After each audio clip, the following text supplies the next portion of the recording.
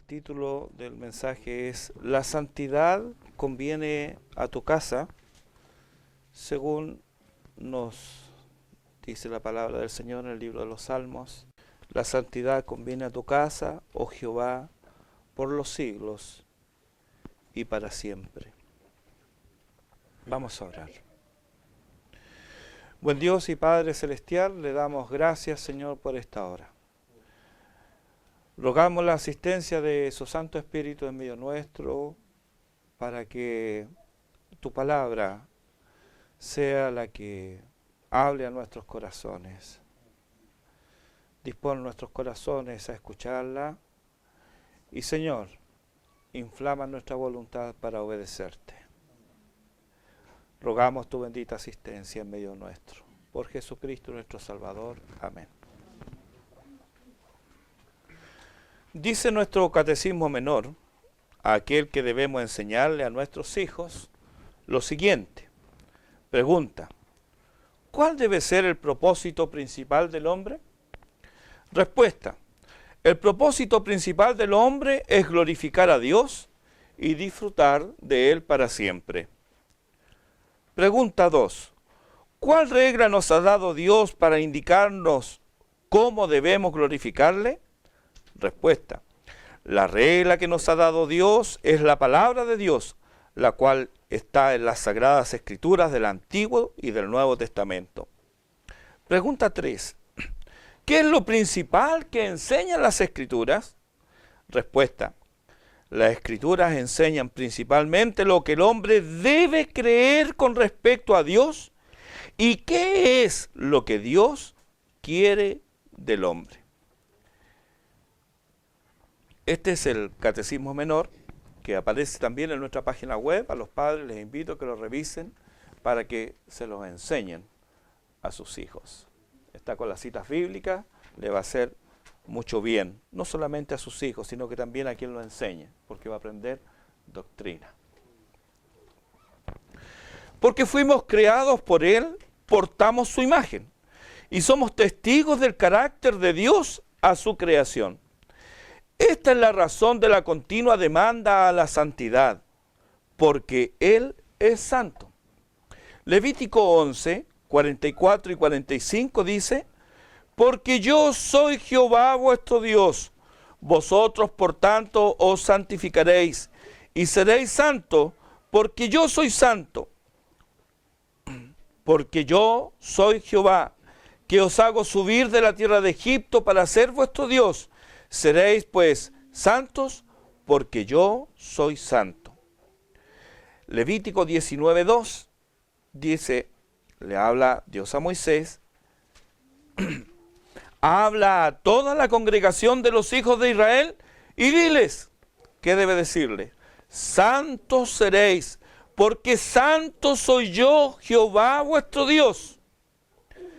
Esto se vuelve a repetir en el Nuevo Testamento, Primera de Pedro, capítulo 1, versículos 14 al 19, aquí vamos a tomar un pasaje más amplio.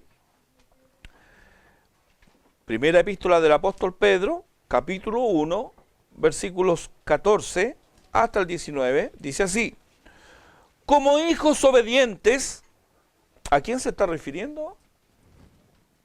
A los santos, a los creyentes.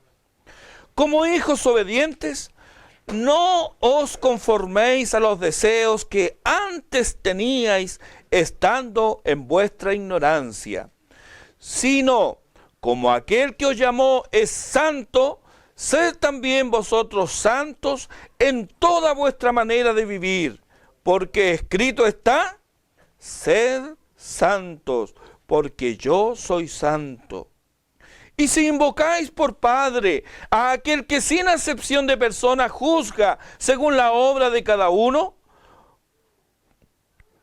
conservaos en temor todo el tiempo de vuestra peregrinación, sabiendo que fuisteis rescatados de vuestra vana manera de vivir, la cual recibisteis de vuestros padres, no con cosas corruptibles como oro o plata, sino con la sangre preciosa de Cristo, como de un cordero sin mancha y sin contaminación. Convertidos.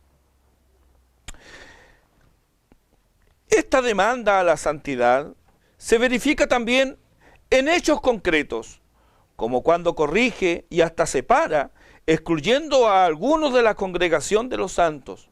No son solo palabras, no. Dios no solamente habla, Él actúa.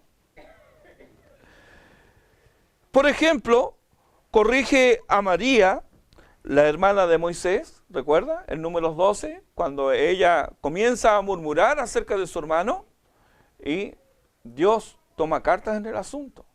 ¿Qué pasa con ella? Se vuelve leprosa. Debe ser apartada del campamento. Y el pueblo retrasa un tiempo su avance. También excluye sumariamente a Nadab y a Abiú. ¿Quién eran estas personas? Eran sacerdotes, recién ungidos. Eran hijos del sumo sacerdote. Pero ellos hicieron algo que a Dios no le agradó. ¿Qué fue? Dice la Escritura, ofrecieron fuego extraño. O sea, ellos quisieron hacer algo que Dios no había mandado. Hay una tendencia a modernizarse, a hacer cosas que nunca se han visto, y eso de repente en algunas personas como que, oh, qué osado, qué bien. Sin embargo, Dios ha establecido cómo debe ser el culto que a Él le agrada. Y a Nadab y a Abiú, ellos fueron quemados en la presencia de Jehová. También encontramos la misma exclusión en Coré y compañía, en Números 16. Otro estaba en Levítico 10, Nadab y Abiú. Estos son solo algunos ejemplos del Antiguo Testamento. Alguien podrá decir, bueno, pero ese era el Dios castigador del Antiguo Testamento. Algunos tienen este concepto, como que en el Antiguo Testamento se nos presenta un Dios que es inmisericordia, pero que en el Nuevo Testamento no. Aquí se revela, ¿cierto? La gracia y la verdad vinieron por Jesucristo y Dios es amor. Sin embargo, en el Nuevo Testamento, ¿cómo olvidar pasajes como Hechos 5? ¿Qué pasó ahí? Ananías y Zafira. Es que el principio rector lo encontramos en Números 15, versículos 30 y 31. Como para entender a Dios. Dice, mas la persona que hiciere algo con soberbia, así el natural como el extranjero, ultraja a Jehová. Esa persona será cortada de en medio de su pueblo, por cuanto tuvo en poco la palabra de Jehová y menospreció su mandamiento, enteramente será cortada esa persona, su iniquidad caerá sobre ella. Este concepto se repite en el Nuevo Testamento y es la base para que la iglesia ahora sea formada en este principio. La segunda carta del apóstol Pablo a los Corintios, capítulo 6, desde el versículo 14 hasta el capítulo 7, versículo 1. Segunda carta del apóstol Pablo a los Corintios, capítulo 6, desde el versículo 14 hasta el capítulo 7, versículo 1. Dice así: no os unáis en yugo desigual con los incrédulos, porque ¿qué compañerismo tiene la justicia con la injusticia? ¿Y qué comunión la luz con las tinieblas? ¿Y qué concordia Cristo con Belial? ¿O qué parte el creyente con el incrédulo? ¿Y qué acuerdo hay entre el templo de Dios y los ídolos? Porque vosotros sois el templo del Dios viviente, como Dios dijo: habitaré y andaré entre ellos, y seré su Dios, y ellos serán mi pueblo. Por lo cual, salid de en medio de ellos, y apartaos, dice el Señor, y no toquéis lo inmundo, y yo os recibiré, y seré para vosotros por Padre, y vosotros me seréis hijos e hijas, dice el Señor Todopoderoso. Así que, amados, puesto que tenemos tales promesas, limpiémonos de toda contaminación de carne y de espíritu, perfeccionando, ¿qué? La santidad en el temor de Dios. Veamos también en esta misma epístola el capítulo 13, versículo 2. Capítulo 13, versículo 2. Mucho de esto está basado en el libro Las 9 marcas de una iglesia saludable, que ya hemos estudiado. Este es otro enfoque. pero mucho de esto lo va a encontrar en ese libro, Las 9 marcas de una iglesia saludable, de Max Dever, que nosotros ya lo hemos estudiado aquí. Esto se ha expuesto aquí antes, no tal vez con todas las aristas que vamos a ver hoy día, pero esto ya se ha expuesto aquí. 2 Corintios 13:2 dice, he dicho antes, y ahora digo otra vez como si estuviera presente, y ahora ausente, lo escribo a los que antes pecaron y a todos los demás, que si voy otra vez, no seré indulgente. ¿Quién habla aquí? El apóstol Pablo. También, y esto lo pueden anotar, son pasajes, no son muy largos, pero a fin de redimir el tiempo solamente los voy a anunciar. 1 Timoteo 6, del 3 al 5, y 2 Timoteo 3, del 1 al 5. Ambos pasajes terminan estos párrafos con, a estos evita. El otro, apártate de los tales. ¿A quiénes hay que evitar? ¿De quiénes hay que apartarse? En estos pasajes son personas que tienen conductas impropias de un creyente. Por lo tanto, el apóstol lo que le dice a Timoteo, a estos evita, no tengas nada que ver con esa gente. Mucho de cierto hay en el dicho que nos decían nuestros padres cuando niños, dime con quién andas y te diré quién eres. ¿Por qué? Si es tan claro en las Escrituras, es tan ajeno a nosotros la práctica de la disciplina. Siquiera por una lectura superficial del Nuevo Testamento, nos queda más que claro que esta práctica es necesaria y no es opcional si queremos seguir siendo el pueblo de Dios. Hoy día, cuando la iglesia está siendo golpeada a causa del fracaso moral de sus miembros, cuando está siendo señalada por los impíos con sorna y malicia, cuando quienes integran este pueblo santo son permeados por el relativismo moral imperante en los incrédulos, es hora de levantar la voz proclamando lo que dice el Señor y humillarnos ante Él. Cuando Dios habla, el pueblo no solamente oye, sino que se humilla ante Él. Esa es la actitud correcta cuando Dios habla. Cuando hablamos de fracaso moral, no estamos haciendo referencia a adulterio y fornicación solamente, aunque parece que solo esto es causa de disciplina para algunos. No, hermanos. El fracaso moral no tiene que ver exclusivamente con inmoralidad sexual, sino con la inmoralidad. El diccionario define inmoral como sigue: todo aquel comportamiento o persona que viola su propia moral o la moral pública. Esta persona estaría actuando en forma incorrecta, estaría actuando mal. Por moral tenemos reglas o normas que rigen la conducta de un ser humano en concordancia con la sociedad y consigo mismo. Y también principios religiosos y éticos que una comunidad acuerda respetar. Pregunto, ¿cuáles son nuestros principios? ¿De dónde emanan estos principios? ¿Son ideas de alguno de nosotros?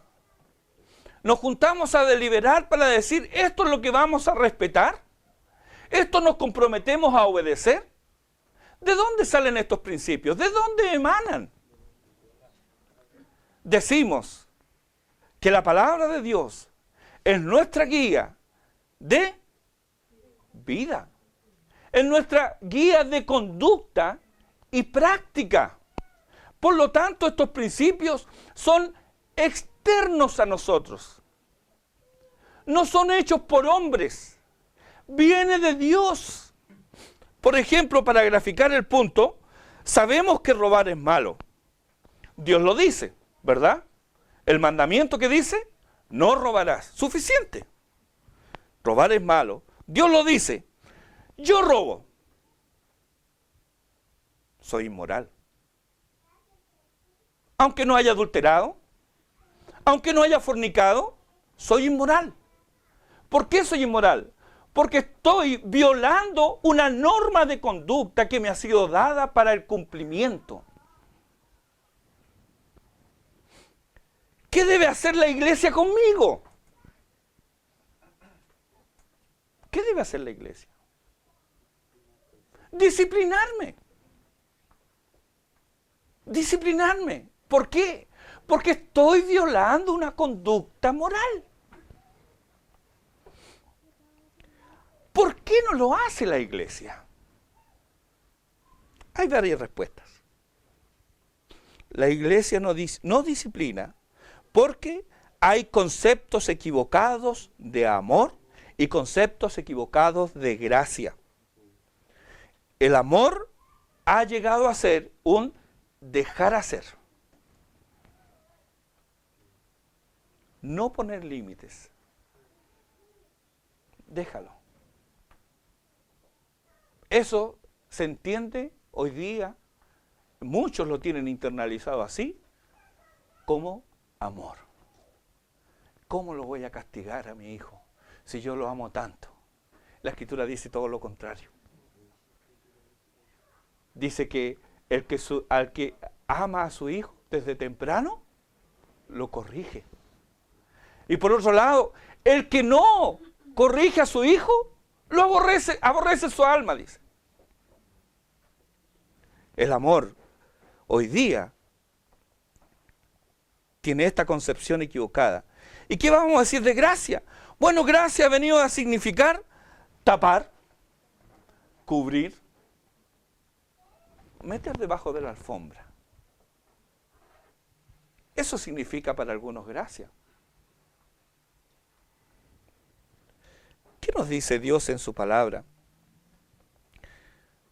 Hebreos 12:6. Porque el Señor al que ama, disciplina.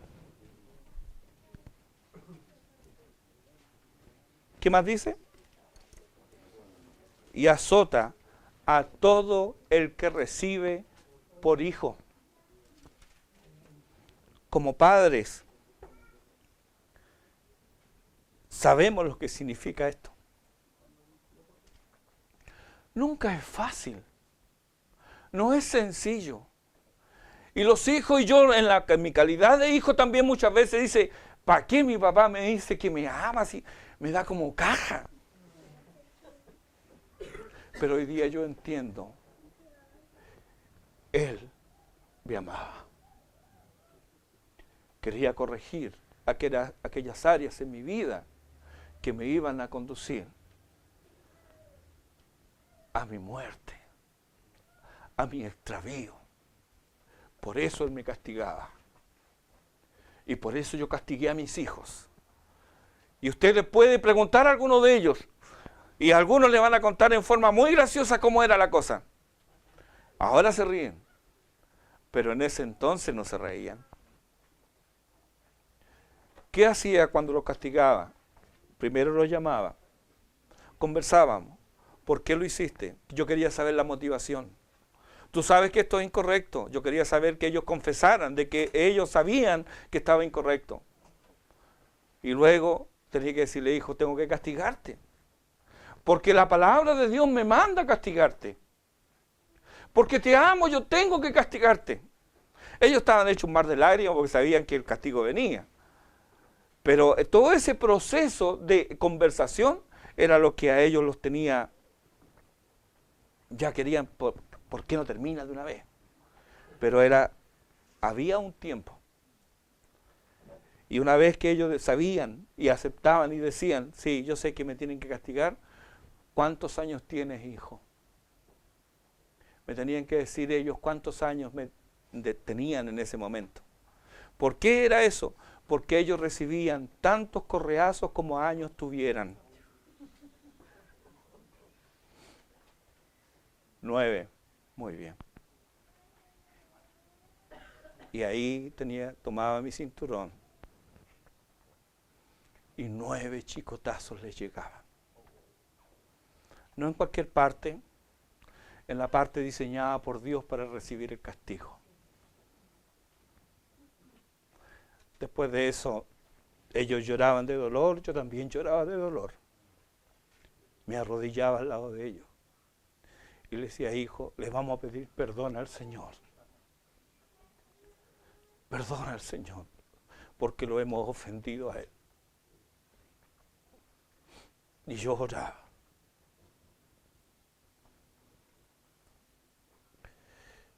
Gracias al Señor, yo no puedo decir de que eso cambió el corazón de mis hijos. Porque, hermanos, los castigos, las enfermedades, los accidentes, esos no cambian al hombre. Lo que cambia al hombre es la obra del Espíritu de Dios en sus corazones. Pero si usted es padre, tiene que saber que tiene una responsabilidad para con Dios. El Señor al que ama disciplina y azota a todo el que recibe por hijo. Romanos 6, 1, 2. ¿Perseveraremos en el pecado para que la gracia abunde?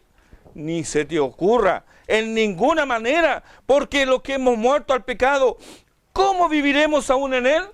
Entonces, ¿por qué la iglesia no disciplina? Por concepciones equivocadas respecto de lo que es el amor y respecto de lo que es la gracia.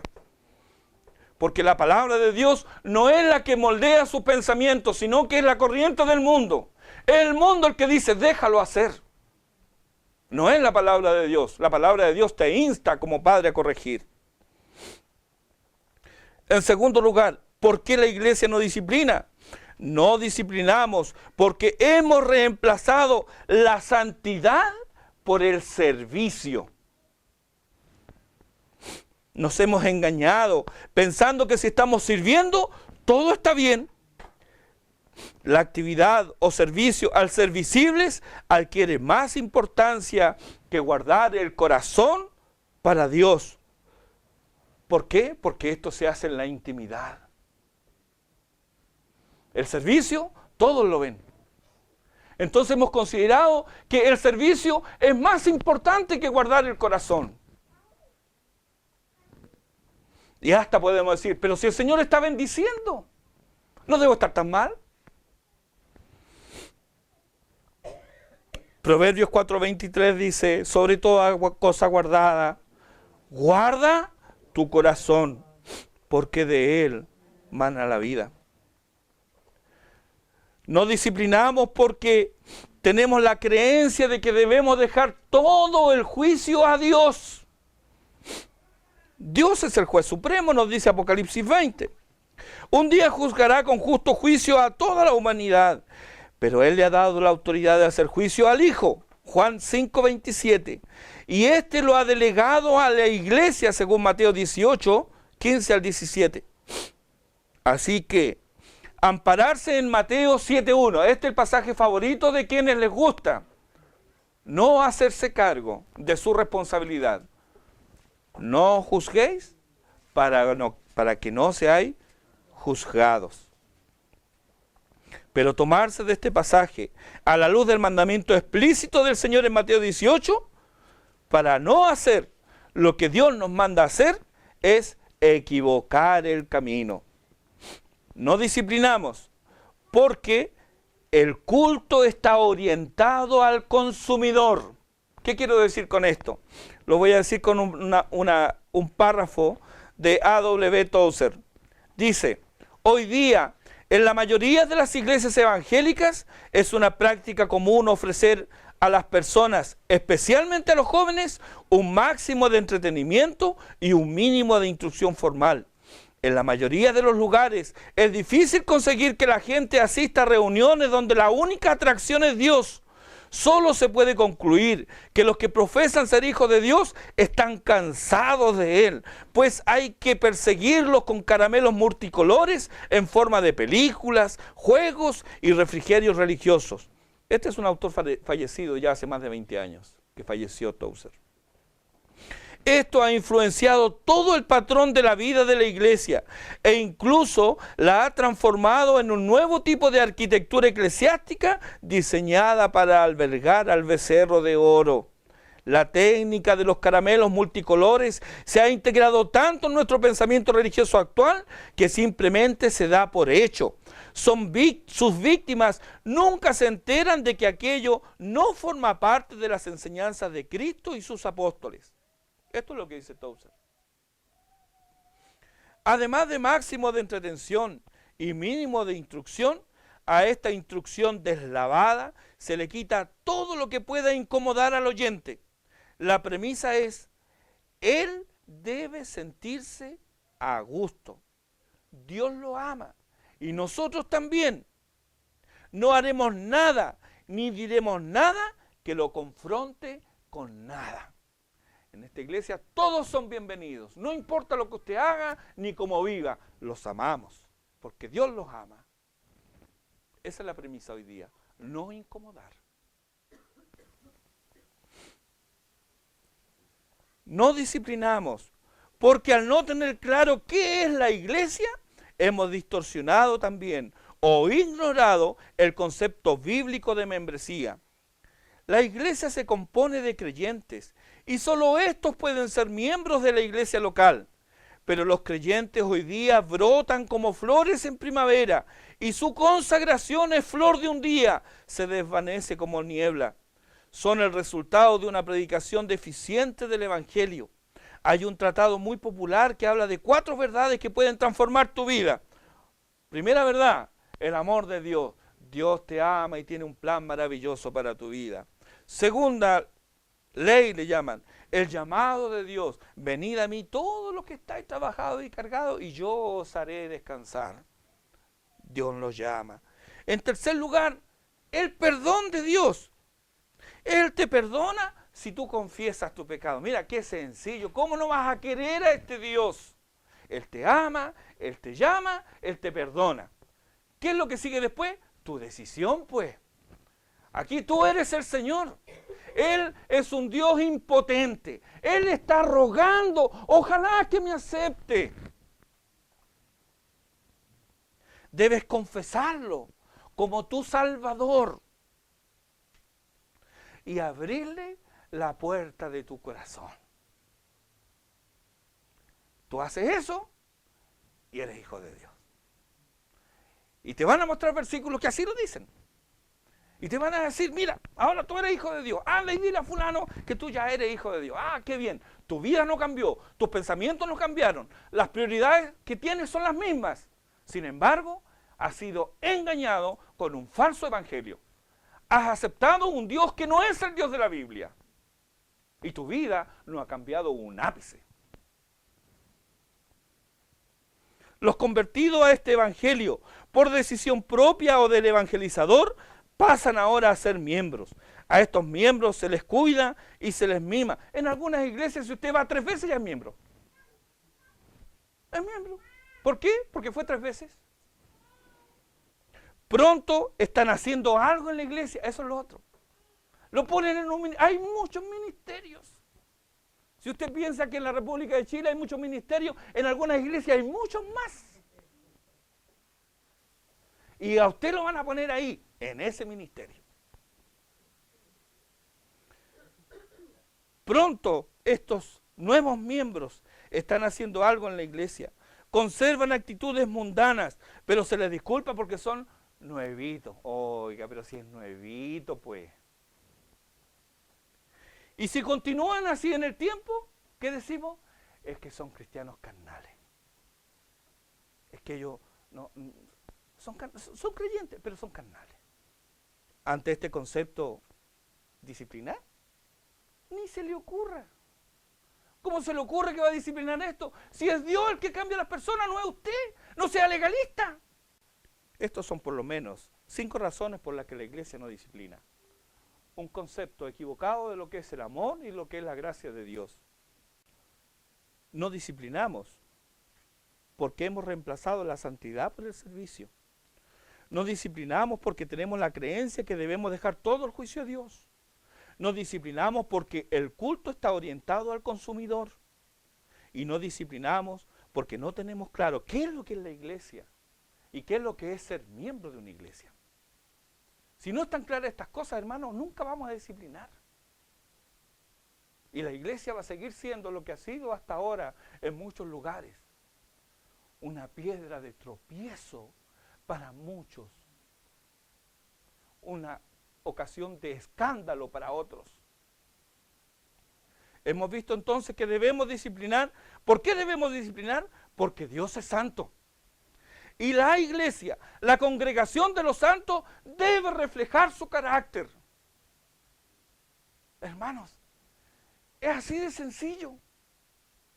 Dios es santo y nosotros debemos reflejar su carácter.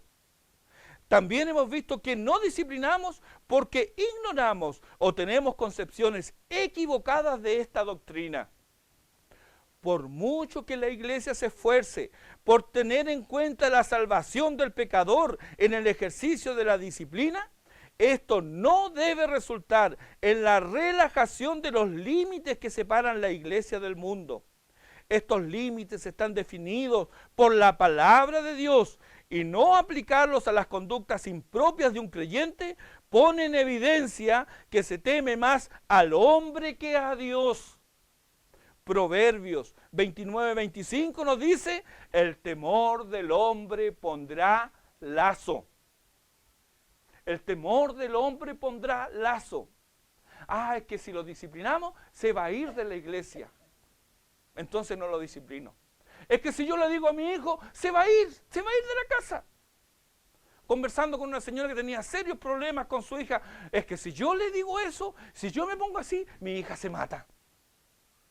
Y la tenía amenazada.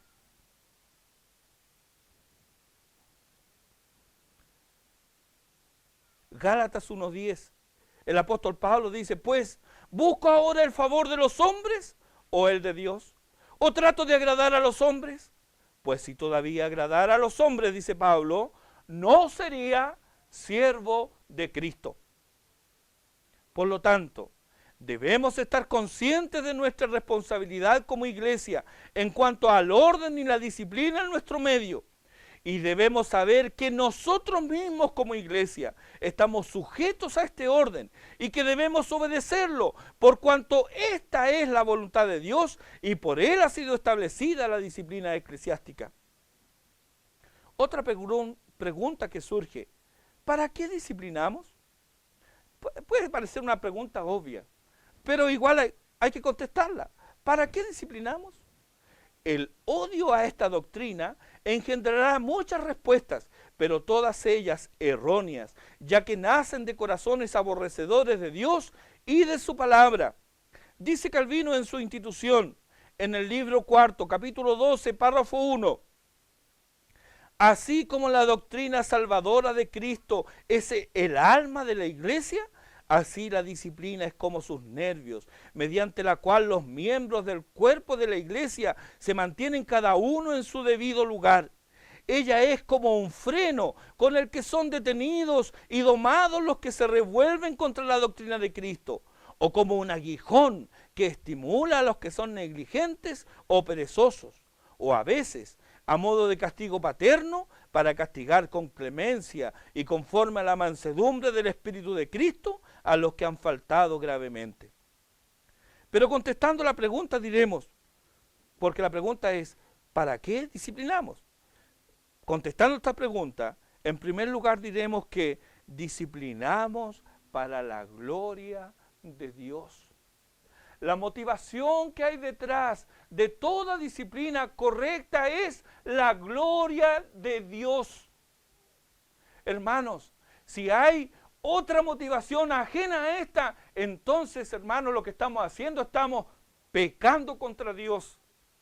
No se disciplina por ánimos de revancha, no se disciplina por venganza, no se disciplina por ninguna otra razón que no sea la gloria de Dios. 1 Corintios 10:31, el apóstol dice, si pues coméis o bebéis o hacéis otra cosa, hacedlo todo para la gloria de Dios. Mateo 5:16, así alumbre vuestra luz delante de los hombres, para que vean vuestras buenas obras y glorifiquen a vuestro Padre que está en los cielos. Hebreos 12:10, y a aquellos ciertamente por pocos días nos disciplinaban como a ellos les parecía, está hablando de los padres. Pero está hablando del Padre Celestial, para lo que nos es provechoso, para que participemos de su santidad. ¿Se fija cómo está relacionado? ¿Para qué castigamos? Disciplinamos para el bien de la persona disciplinada. Si realmente amamos, no podemos permitir que el ser amado vaya por camino que le llevará a la ruina y destrucción. El hombre de 1 Corintios capítulo 5 versículo 1 o el de Gálatas 6:1 no estaban bien. David no estaba bien. Debían ser confrontados con su pecado para que dieran lugar al arrepentimiento, confesión, restitución y restauración. Debían ser confrontados.